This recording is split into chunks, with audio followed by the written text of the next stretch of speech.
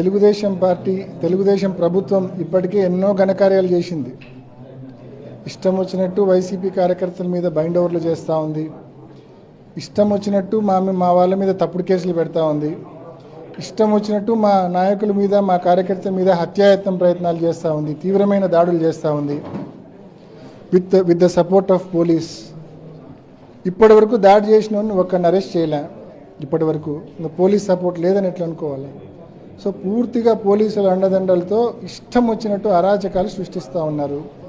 ఇవన్నీ సరిపోవన్నట్లుగా మరొక ఘనకార్యానికి శ్రీకారం చుట్టినారు. ఈ అనెక్షర్ 7 ఒక 2 రోజుల క్రితం రిలీజ్ అయింది. దీంట్లో ఈ అనెక్షర్ 7 చూస్తే ఇది నిజంగా మరి ఎన్నికల కమిషన్ ఎందుకు ఇంత ఘోరంగా రిలీజ్ చేసిందో అర్థం కాని పరిస్థితి. ఒక గ్రామంలో ఉన్న ఓటర్లు ఆ గ్రామంలో పోలింగ్ బూత్ ఉంటే ఆ గ్రామంలో ఓటు వేసే స్వేచ్ఛ లేకుండా పక్క గ్రామానికి ఇచ్చారు. 2021లో ఎర్రబల్ల గ్రామస్తులు ఎర్రబల్లలోనే ఓటేశారు. నల్లప్రెడ్డిపల్లె గ్రామస్తులు నల్లప్రెడ్డిపల్లెలోనే ఓటేసినారు. నల్లగొండవారపల్లె గ్రామస్తులు నల్లగొండవారపల్లెలోనే ఓటేసినారు. 2021 వరకు ఎప్పుడు జెడ్పీటీసీ ఎప్పుడు ఎంపీటీసీ ఎన్నికలు జరిగినా ఇన్ని సంవత్సరాలుగా ఇన్ని పర్యాయాలుగా ఎప్పుడూ ఇదే పద్ధతే కొనసాగింది. కానీ ఫర్ ద ఫస్ట్ టైం మార్పు చేసినారు. పోలింగ్ బూత్స్ షిఫ్ట్ చేయడం ఎక్కడైనా మనం చూసింటాం, కానీ ఓటర్లను పోలింగ్ బూత్స్ అట్లే పెట్టి ఓటర్లను షిఫ్ట్ చేయడం అనేది చాలా వింత, చాలా విడ్డూరం. ఇది ఎక్కడ చూసి ఉండం. ఇప్పుడు దీని పర్యవసానం 4000 మంది ఓటర్ల మీద పడతా ఉంది. నల్లప్రెడ్డిపల్లెలో పోలింగ్ బూత్స్ ఉన్నప్పటికీ వాళ్ళు నల్లగొండవారపల్లెపై ఓటేయాలి. నల్లగొండవారపల్లెలు 650 ఓట్లు ఉన్నాయి. నల్లగొండవారపల్లెలో వాళ్ళకి ఒక పోలింగ్ బూత్ ఉంది, కానీ ఆ పోలింగ్ బూత్లో 650 ఓట్లలో ఒక్క ఓటు కూడా లేదు. వాళ్ళందరూ 4 కిలోమీటర్లు ప్రయాణం చేసి నల్లప్రెడ్డిపల్లెకి వచ్చి ఓటేయాలి. ఎంత మీనింగ్లెస్ చెప్పండి. ఇది ఎంత అన్యాయం ఇది. అంటే ఇది కేవలం ఆ 4 కిలోమీటర్లు. ఇప్పటికీ ఈ మధ్యన ఆ ఊర్లో లా అండ్ ఆర్డర్ ఇష్యూ జరిగింది. మా ఎమ్మెల్సీ రమేష్ యాదవ్ మీద, మా మండలి లీడర్ రామలింగారెడ్డి గారి మీద అక్కడ దాడి కూడా జరిగింది, హత్యాయత్నం ప్రయత్నం జరిగింది. సో అటువంటి పరిస్థితుల్లో ఆ గ్రామస్తులు 4 కిలోమీటర్స్ ట్రావెల్ చేసి వచ్చి నల్లప్రెడ్డిపల్లిలో ఓటేయాలంటే ఇప్పటికే పోలీసులను అడ్డం పెట్టుకొని వీళ్ళు ఎన్నెన్నో అరాచకాలు చేస్తూ ఉన్నారు. మరి ఏ రకంగా ఆ 4 కిలోమీటర్లు ఆ నల్లగొండవారిపల్లెల్లో వచ్చి నల్లప్రెడ్డిపల్లిలో ఓటేయగలరు? ఓటేసే పరిస్థితి ఉండదు. పోలింగ్ శాతం తగ్గుతుంది. మరి టీడీపీ నాయకులు పోలీసుల సపోర్ట్తో బూతుల్లోకి ఎంటర్ అయ్యి బూతుల్లో సైక్లింగ్ చేసుకునే స్వేచ్ఛ కూడా కలుగుతుంది. కాబట్టి ఎట్టి పరిస్థితుల్లో ఎన్నికల కమిషను ఇంత ఘోరమైన డిస్క్రిపెన్సీని ఎన్నికల కమిషను సత్వరమే రెక్టిఫై చేయాల్సిన అవసరం ఉంది. దిస్ ఈజ్ అంటే మరీ ఇష్టం వచ్చినట్లు ఇప్పుడు 4 కిలోమీటర్లు ప్రయాణం చేసి నా ఇంటి పక్కనే పోలింగ్ బూత్ ఉంటుంది, కానీ నాకు అక్కడ నా ఓటు అక్కడ ఉండదు. నిన్న మొన్నటి వరకు నా ఓటు అక్కడే ఉండింది లోకల్ బాడీ ఎలక్షన్స్లో. ఇప్పుడు నేను ఓటేయాలంటే 4 కిలోమీటర్లు ప్రయాణం చేసి ఓటేయాలి.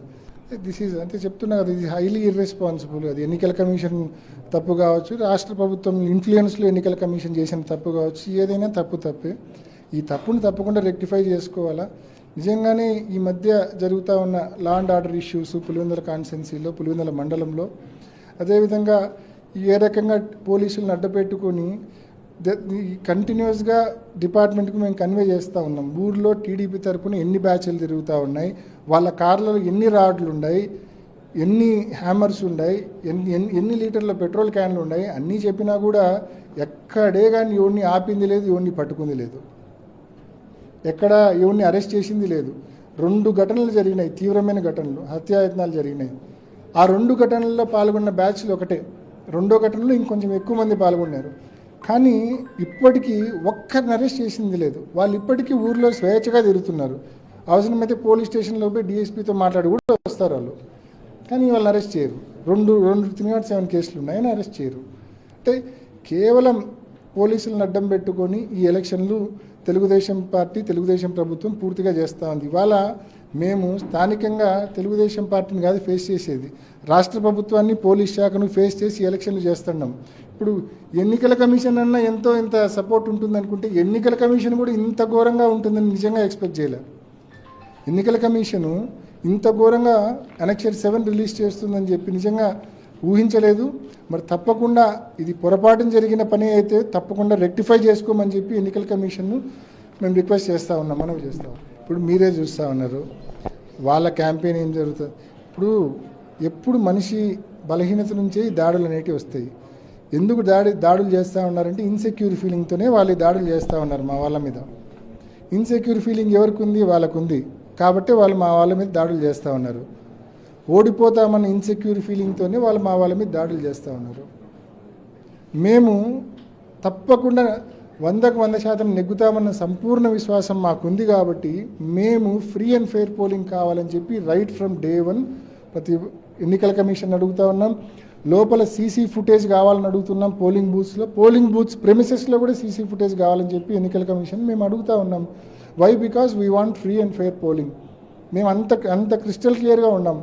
ప్రతి ఓటరు వచ్చి స్వేచ్ఛగా తన ఓటు వినియోగించుకునే పరిస్థితి కల్పించమని చెప్పి ఎన్నికల కమిషన్ అయినా రాష్ట్ర ప్రభుత్వాన్నైనా మేము అడుగుతూ ఉన్నాం. కానీ ప్రభుత్వం యొక్క ఉద్దేశాలు అలా లేవు. ప్రభుత్వం ఉద్దేశం ఎంతసేపునే పోలీసులను అడ్డం పెట్టి ఈ ఎలక్షన్ను డిస్టర్బ్ చేసి బూతులు క్యాప్చర్ చేసి అడ్వాంటేజ్ తీసుకోవాలనే ప్రయత్నం ప్రభుత్వం చేస్తూ ఉంది. రూలింగ్ పార్టీ చేస్తూ ఉంది. తెలుగుదేశం ప్రభుత్వం చేస్తూ ఉంది. వాళ్లకు మాకున్న తేడా అది. సో ఎవరికి గెలుపు మీద ధీమా ఉంది, ఎవరికి గెలవలేమన్న అభద్రత ఉందనేది ఇంకా మీరే అర్థం చేసుకోండి.